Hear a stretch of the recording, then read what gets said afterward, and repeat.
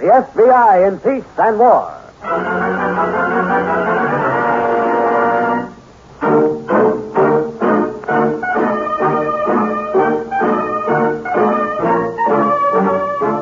Another great story based on Frederick L. copyrighted book, The F.B.I. in Peace and War. Drama, thrills, action. Tonight's story, The Executive Site.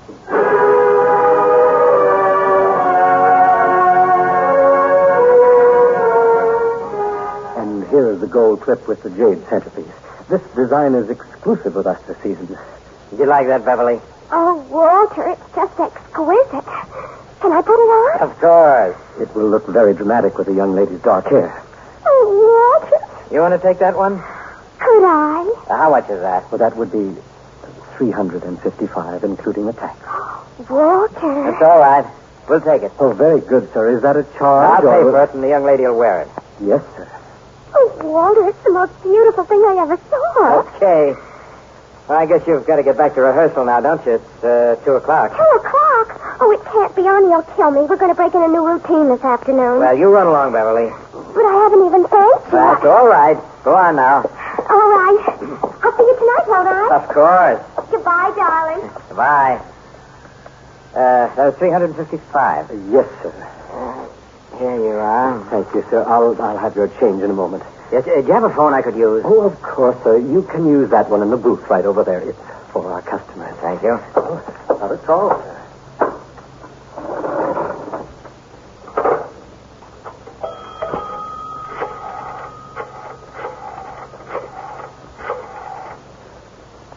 Hello, Tri-State Insurance Company. Extension 402, please. Hello, Jerry. It's me, Walter. Is the boss looking for me? Yeah? Well, listen, Jerry, stall him, will you? Tell him you saw me down in the claims division, and I'll be right up. Okay, Jerry, thanks a lot. I'll do the same for you sometime. Be there in 10 minutes. Here's your change, sir. Oh, thanks. Oh, not at all. Thank you, sir. And I hope the young lady will be happy with the clip. Yes, I do, too. I hope she'll be happy with her.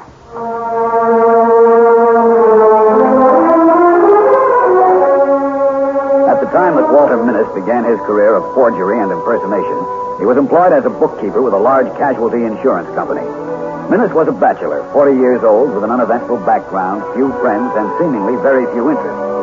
He was quiet-spoken, well-dressed, and, when necessary, could assume an air of importance. In short, Walter Minnis could easily pass as the executive type. All right, girls, that'll do it. And look, I don't want anybody late for the dinner show, do you understand? Nobody. Oh, Beverly, I want to see you in the office. Now, go ahead in. Arnie, I'm sorry I was late, but...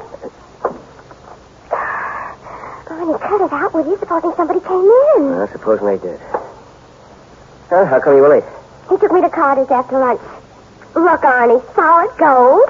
Yeah, how much is that set him back? $355. Not bad. You're really going to have a trunk full of that stuff before you're through. Yeah, I guess so. Arnie. Yeah? When am I through? With Walter. Honest, sometimes I can't take it, all that pouring and stuff like a high school kid or something. What are you going to do about him? Did you find out anything more? Is he married? No, but I did find out he lives in Boston and he makes his money out of the stock market. That's why he comes to New York every couple of weeks. You're pretty sure he isn't married? He doesn't act like the married ones. Arnie, Selma was telling me maybe the club's going to close. Is she just talking? No, she's right for once. That's why I want to figure out something on Walter. I could hawk all the stuff he gave me. It's about $3,000 or $4,000. Oh, that's peanuts. Beb, I want to get out of this town someday. Go to the coast, open a spot of my own. That'll take a lot of dough. It sure will. How about you marrying Walter? What? Yeah, I've been thinking about it. A guy like that could give you a nice allowance, and then while I was setting up a spot on the coast... Arnie, you're not serious. Why not? You could stick with him till I started catching on. Then you could go to Reno and shake him. Maybe even get a nice chunk of alimony. What's the matter with that? Well, I don't know. I never figured on anything like that. Well, so figure on it. The way he throws dough around, you could easily get $300-400 a week allowance. I guess I'd have to live in Boston, wouldn't I? So it's only temporary. Who cares? I'd miss you, Arnie. We could talk on the telephone. Wouldn't you miss me? Of course. I guess Boston wouldn't be too bad for a while, anyway. Nothing's too bad if money comes with it. I guess you're right, Arnie. Sure, I'm right. Anyway, every girl should get married at least once when the right bank account comes along. Yeah, what is it?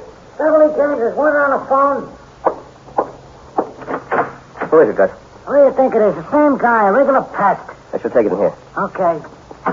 In 2 hours, he's got to call you on the phone, huh? I wish I didn't have to see him tonight, Arnie. Do I have to? Yeah, you have to. Go ahead, talk. Okay. Hello, Walter, darling. How are you?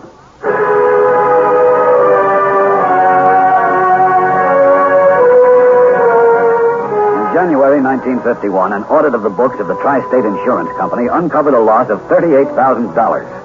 Since the company's business covered more than one state, the matter was turned over to our bureau by local authorities. In an interview with the head bookkeeper of the company, we began to suspect forgery as a part of the embezzlement. Mr. Matthews, would you look at this bank statement for October, please? Do you see those withdrawals that we've marked in blue pencil? Yes, I see. We've been over all of your October checks, Mr. Matthews, and we can't find any which correspond to those withdrawals. I don't see how that could be. Neither did we, Mr. Matthews, especially since all your checks are numbered and there aren't any missing. But obviously, no one could take money out of the bank without a check. That's right. So we've come to an equally obvious conclusion. Someone forged those checks, then destroyed the forgeries after they were returned here to the company. Well, do you think that's possible? Mr. Matthews, how many employees are there in this bookkeeping department? Just under 100. 96, I believe. And how many would have access to a company checkbook? Well, actually only a half dozen, but I suppose anyone could get hold of company checks if he tried hard enough. Well, our present belief is that someone did, Mr. Matthews. Someone cashed those amounts, underlined in blue pencil, then somehow destroyed the canceled checks before they could be entered on the books. That would probably be someone in my department, wouldn't it? We think so. We'd like to see your personnel records on all of these employees, Mr. Matthews, as soon as possible. This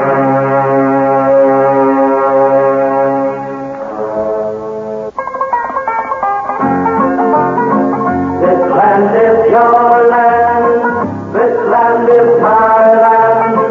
This land was made for you and me. It's a nice place to visit. And 18,602,000 people can't be wrong. They think it's a nice place to live, too. Some live up north in the shadow of Mount Tamalpais, where the fog rolls in like ghostly tumbleweed to envelop the Golden Gate Bridge. Some live down south in the shadows of the movie giants, where the smog rolls in to envelop everything. All of them live in California, a magic state. But this magic isn't merely the result of the magic landing. It was present long before the first director shouted action. Even before John Marshall whispered gold, California's magic lies largely in its contrast. Here, entire fields glow yellow with poppies or lie barren in waste. Here, the temperature may rise to 134 degrees or sink to 45 below. Here we find the highest point in the United States outside of Alaska, Mount Whitney, and the lowest, Death Valley. Here is the serenity of the missions and the near madness of the freeways. California's many facets give its residents an attitude described by O. Henry. Californians are a race of people. They are not merely inhabitants of a state. As we were beginning a long and detailed checkup on the financial background and habits of all the employees of the bookkeeping department, Walter Minnis was continuing his pose as a wealthy stockbroker. But like many non-professionals in crime, Minnis' success made him careless after a while. You sure Mr. Walter Minnis isn't registered here at the hotel? I'm quite sure, sir. And he never has been? Not in the last year, sir. Thanks. That's what I wanted to know.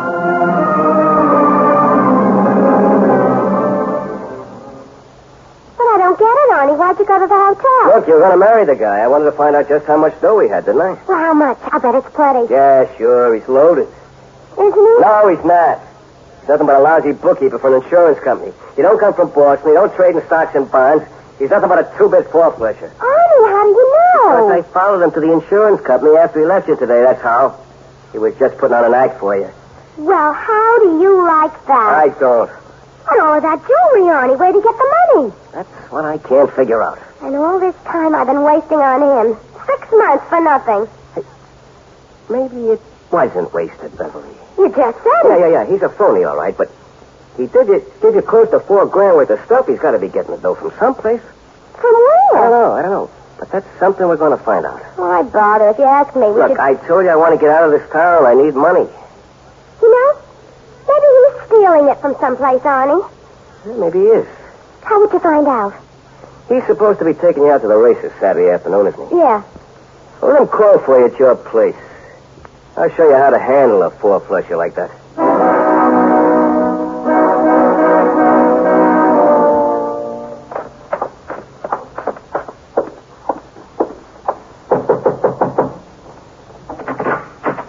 Good morning, Miss James. Are we off to the races? Oh, hello, Walter. Come on in.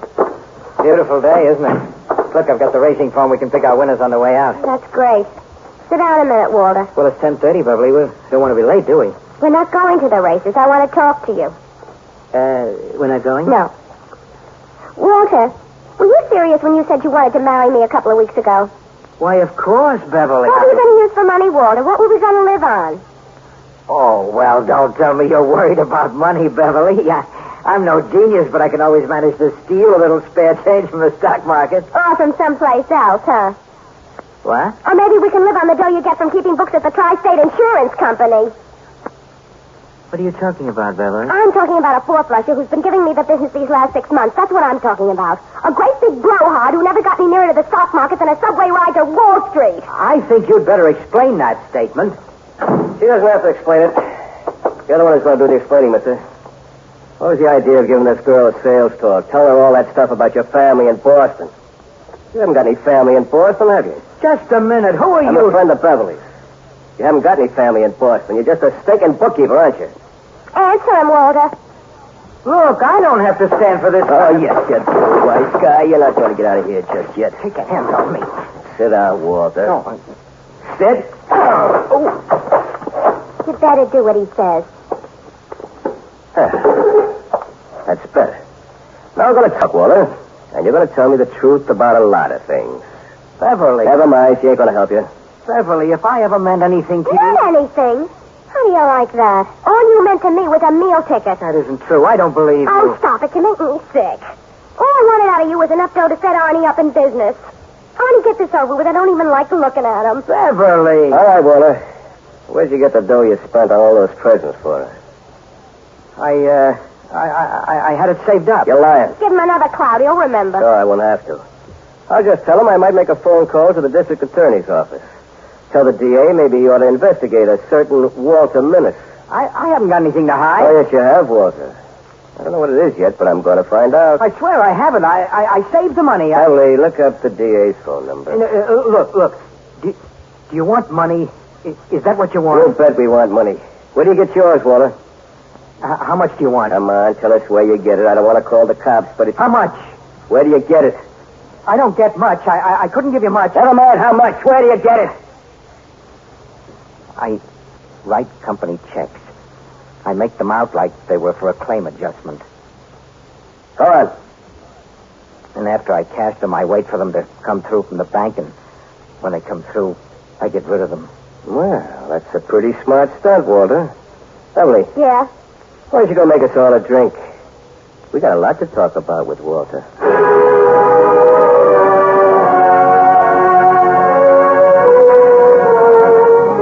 As we continued checking financial backgrounds on the tri-state employees, bank deposits in the name of Walter Minnis attracted our attention. With no other visible source of income than his salary, Minnis was banking as much as $800 to $1,000 a month. This land is your land. This land is my land. This land was made for you and me. Say Pennsylvania, and we picture Philadelphia, the Liberty Bell, the Saturday Evening Post, and Benjamin Franklin, Pittsburgh with its steady flow of steel, or the Pennsylvania Dutch, their homely philosophy and hearty meals. Seldom do we think of two of Pennsylvania's most renowned sons, probably because they concern themselves more with the South than with their native state. Daniel Boone, for instance, was born in Berks County, but he blazed such a trail throughout the South and the West that the place of his birth is all but forgotten. And Stephen Foster, his birthplace was Lawrenceville, so he longed for his old Kentucky home and claimed that he came from Alabama with his banjo on his knee. The next time we count what Pennsylvania has, bookbinders and Hershey bars and the world's largest potato chip factory, we might also recall what the Keystone State has given to the rest of America. James Buchanan and the United States flag, Little League baseball and professional football, and Gettysburg a final resting place, dedicated in virtue, liberty, and independence for those who gave their lives that our nation might live. 1 whole month and all he gives is a lousy $1,000. Didn't you tell him what I said, Beverly? Sure, I told him. What? I said he's got to get more money or you'll turn him over to the cops. So what do you say? Oh, the same old crying act. All about how could I deceive him, how much he loved me. Oh, Arnie, I'm sick of this whole routine. Well, we gotta eat, don't we? Yeah, I know. Look, I tell you what. You hit him for 5 G's more and we'll quit. Go to the coast and see what we can dig up there. How about it? You mean it, Arnie? Sure. You can lay down the line this time. Tell him we'll take the 5 and won't bother him no more. And if he says no? I don't think he will, Beverly. Just keep reminding him there's that 10 years in jail hanging over his head. He'll start crying again. You can stand a little crying for a train ride west, can't you? I guess so. Okay. So get to work on it.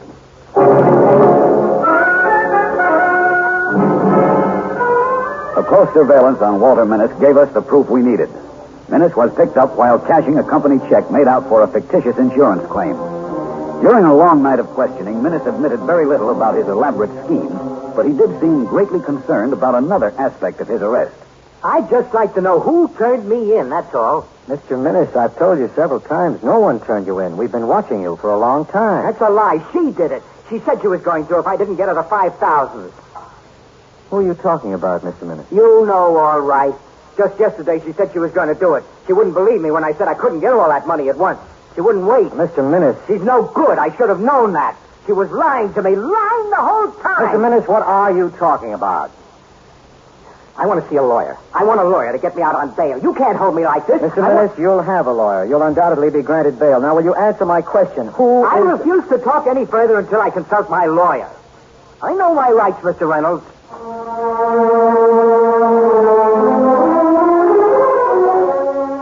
Walter Minnis was released on bail while awaiting trial. He was forbidden to leave the judicial district where the trial was to be held, but one afternoon, he took a train to a nearby city. Yeah, who is it? Bellboy, ma'am. What are you... Hello, Beverly. Walter. I heard the club was closed, so I went down there, and they told me you'd be here in Philadelphia. Can I come in? I thought you... I'm out on bail. I'd like to talk to you, Beverly. There's nothing for us to talk about, Walter. I think there is. Beverly?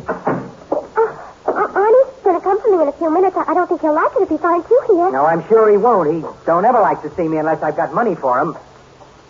Beverly, why did you turn me over to the police? What? Why did you turn me over to the police? I was trying to get the $5,000 for you if you'd only been patient. What are you out of your mind? I didn't turn you over to the police. Yes, you did. And I just want to know why. Do you hate me, Beverly? Don't be an idiot. I didn't... Yes, you did. Was it Arnie's idea? Well, use your head, will you? Why should we... I treated you pretty nice when I had money. Didn't I, Beverly? Of course you did. Who said... Walter. I bought you lots of beautiful jewelry and things like that. Didn't I?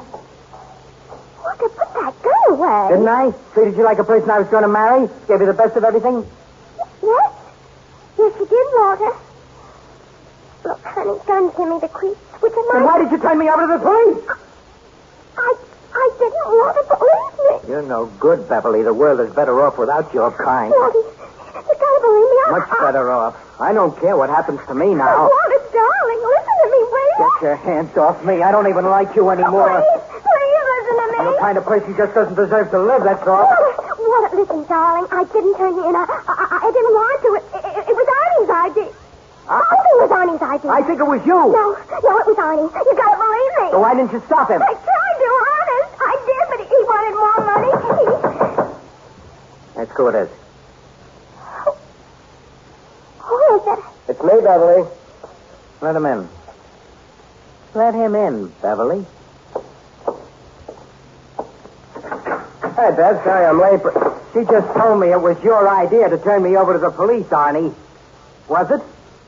Was it, Arnie? It was your idea. It was Arnie. I didn't know it. Walter, I didn't. You gotta believe me. Yes, you did, Beverly. I know you did. You've been lying just to save yourself. You turned me in, Beverly. I know it.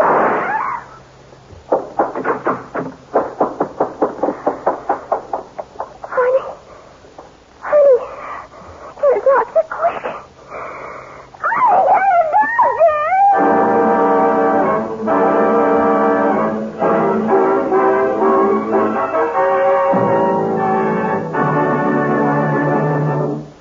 Walter Minnis returned from Philadelphia and surrendered to the district attorney's office, giving complete details of his shooting of Beverly James. Fortunately for Minnis, Miss James recovered from the single pistol shot, and Minnis was not faced with the charge of murder. He was, however, convicted for the criminal assault, and this charge, along with his forgeries, added to a total of 30 years in prison. Arnold Harris and Beverly James were convicted as accessories to Minnis's frauds and received terms of 3 years each. Our books are closed on Walter Minnis, the executive type.